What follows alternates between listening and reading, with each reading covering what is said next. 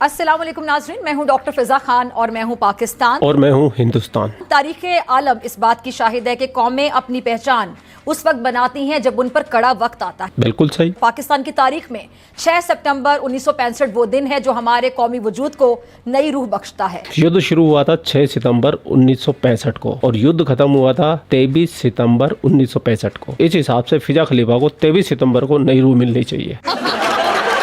खैर मैं आप लोगों को बता दूं ये नौटंकी चल क्या रही है। ठीक है। 1965 में भारत और पाकिस्तान की जंग हुई थी जिसमें पाकिस्तान का ये दावा है कि हम भारत से ये जंग जीते थे। उस खुशी के अंदर यौम दिफा मनाते हैं यानी कि विजय का दिन। सुना आपने? अब आ जाते हैं मेन टॉपिक पे। इस वीडियो के अंदर फिजा पुरानी यादें और नई यादों को मिक्स करने की कोशिश करेगी और उस दौरान आपको एक से एक बढ़िया बढ़िया गप सुनाएगी। साथ में मैं भी रहूंगा गप सुनने के लिए।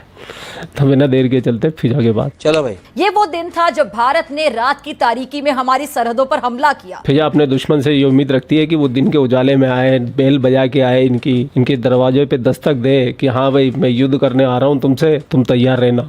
ऐसे कैसे? अब इसका तो डिवोर्स हो चुका है तो युद्ध लड़ने की कला भूल चुकी है तो इसको पता नहीं चल पा रहा है कि युद्ध दिन में लड़े जाते हैं कि रात में।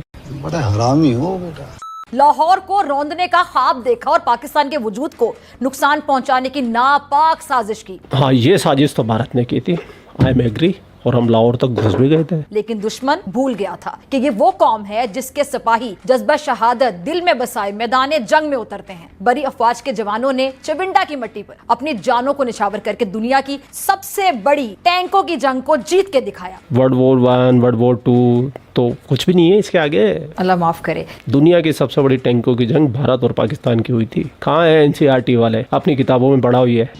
ये वो मार्का था जहां हमारे जवानों ने अपने जिस्मों से टैंकों को रोका। क्या? अपने जिस्मों से टैंकों को रोका। ये लाहौरी चूरन कभी नहीं सुधरने वाले भैया, ये ऐसी बड़ी बड़ी गप फेंकेंगे ये। क्योंकि ये इस्लामी जमहूरिया पाकिस्तान है। अब तो आप लोगों को यकीन हो गया ना कि पाकिस्तानियों से लंबी कोई नहीं फेंक सकता भैया। अभी तो आगे आगे सुनते जाइए आप। ये कुर्बानियां हमारी तारीख का वो रोशन चिराग हैं जो हमेशा नस्लों को राह दिखाता रहेगा। हाँ बिल्कुल दिखा रहा है। 1965 वालों ने भी मार खाई थी और 2025 वालों ने भी मार खाई है, तो बिल्कुल राह दिखा रहा है। पाक बहरिया ने ऑपरेशन द्वारका के जरिए दुश्मन के गुरूर को खाक में मिला दिया। भैया 1965 में भी ये ऑपरेशन द्वारका इन पाकिस्तानियों ने इसलिए किया था कि इन लोगों को ये लगता था कि वहाँ पर भारत का रडार स्टेशन है। ये महज एक फौजी कार्रवाई नहीं थी बल्कि एक ललकार थी, एक ऐलान था कि पाकिस्तान का दिफा समंदरों के नीले पानी में भी महफूज है। उस वक्त पे उस क्षेत्र के अंदर भारतीय नेवी की कोई एक्टिविटी थी भी नहीं, वहाँ थी भी नहीं भारतीय नेवी। तो इन बंदों ने क्या किया, रात के अंधेरे में आए और आसमान से 5-6 बम गिरा के चले गए। जिसको ये रडार स्टेशन समझ रहे थे वो हकीकत में रेलवे स्टेशन था और वहाँ भी कोई ज्यादा नुकसान नहीं हुआ। एक मंदिर को छोटा मोटा नुकसान करके ये चले गए और आज अपनी कॉलर ऊंची करके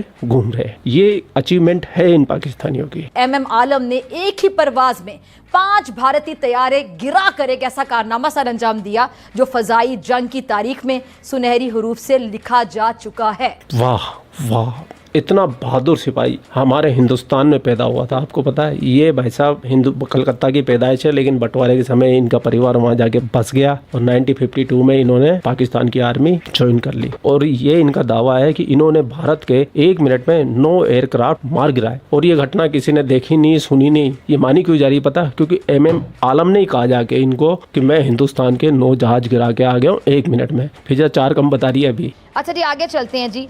तो वही स्टोरी पाकिस्तान में आज तक चली आ रही है। यही वो जज्बा था जिसने 1965 की जंग को एक दिफाई जंग से बढ़ाकर ईमान और नजरिए की जंग बना दिया और यही जज्बा हमारी कौमी रूह में उतर कर अमर हो गया। बिल्कुल अमर हो गया, क्योंकि अमर होने के लिए मार खानी पड़ती है। 1948 की जंग में भी तुमने मार खाई, 1965 की जंग में मार खाई, 1971 में मार खाई, 1998 में मार खाई और अब 2025 में भी मार खा ली तुमने। तो मैं मान सकता हूँ कि ये जो मार खाने का तुम्हारे अंदर जज्बा है ये अमर हो गया है। It's kind of a center of gravity.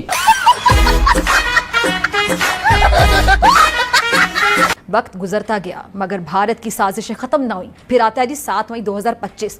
इसने क्या किया कि एक बार फिर से अपनी पुरानी रविश अपनाई।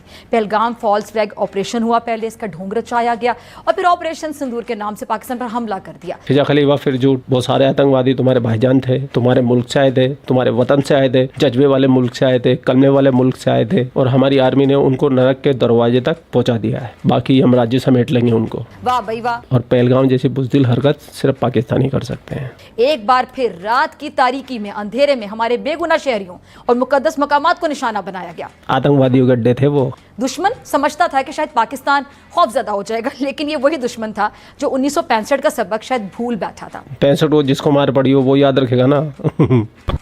यूके के एक रिपोर्टर ने यह कहा था कि पाकिस्तान ने जंग शुरू की, लेकिन पाकिस्तान जिस मकसद के लिए इसने ये जंग शुरू की थी वो मकसद पा नहीं सका। वो मकसद था कश्मीर को पाना। अगर पाकिस्तान ये जंग जीतता तो कश्मीर पाकिस्तान के पास में होता। पता नहीं कैसे जीते इन पाकिस्तानियों की, ये जीत भी जाते हैं और कब्जा भी नहीं कर पाते।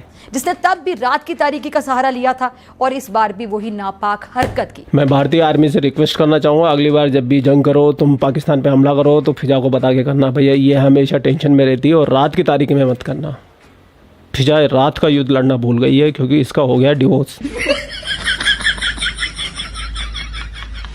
हमने खबरदार किया था कि मत ललकारो उस कौम को जो सीसा पिलाई दीवार है, सीसा पिलाई दीवार है। मत ललकारो उस फौज को जो चांदनी रातों में दुरूद पढ़ते हुए पहरा देती है और सूरज की पहली किरण पर दुश्मन पर झपटती है, झपटती है, झपटती है। फिजा झपटा झपटे की बातें मत करो। हमारे हिंदुस्तानी तुम पे गोला खाए हुए बैठे हैं। जहाँ भी तुम मिल गई ना तुम्हें झपट लेंगे। जब दुश्मन मकार मकार मकार हो, मकार क्या होता है? ये मक्कार होता है। दुश्मन की नियत खबादसत से लबरेज हो तो जवाब फिर ऐसा देना पड़ता है जो दुश्मन भी याद रखे और तारीख भी याद रखे। 10 मई की सुबह जब पाकिस्तान की अफवाज ने ऑपरेशन बुनियानुल मरसूस का आगाज किया। देखिए ये उर्दू में बोल रही है, आपको मेरे को समझ में नहीं आएगा तो मैं इसको आपको हिंदी में तर्जुमा कर देता हूँ। इनके ऑपरेशन का नाम था चड्डी बनियान और मनूस।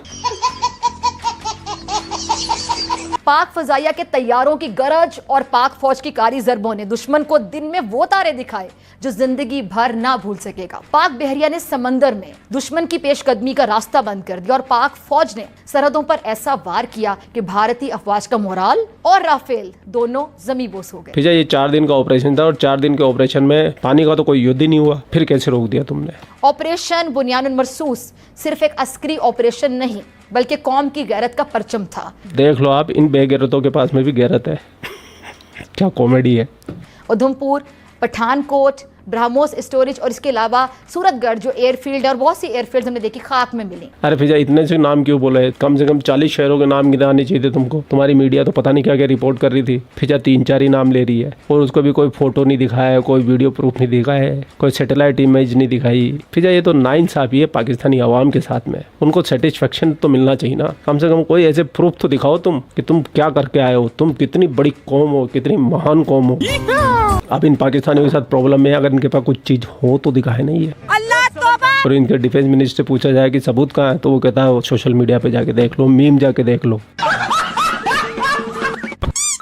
हमने कहा था ना जब पाकिस्तान हमला करेगा तो दुनिया देखेगी। फिर यह हकीकत एक बार फिर दुनिया के सामने है कि पाकिस्तान अमन का ख्वाहिशमंद मुल्क है। 78 साल से तुम्हारा अमन ही देखते आ रहे हैं हम। तुम तो अमन की बातें करो ही मत। लेकिन अगर कोई हमारे वतन पर वार करेगा तो हम उसके घर में घुसकर जवाब देना अच्छे तरीके से जानते हैं। ये भी तुमसे ठीक से नहीं होता है। तुम्हारे टर्की वाले जितने भी ड्रोन थे वो सारे आसमान में मार के गिरा दिए हमारे डिफेंस सिस्टम ने।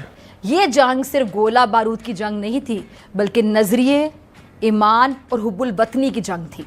ये ऐलान था कि पाकिस्तान की अफवाज और अवाम एक ही जिस्म की मानंद हैं। यहाँ के बच्चे, औरतें, जवान और बुजुर्ग सब वतन के सिपाही हैं। 6 सितंबर 1965 से 7 मई 2025 की दास्तान हमें ये सबक देती है कि पाकिस्तान एक नजरिया है, एक अहद है, एक ईमान है। इसे तोप और टैंक शिकस्त नहीं दे सकते। दुश्मन को आज के दिन भी यही पैगाम है कि ख्वाब वही देखो जो नींद में आए।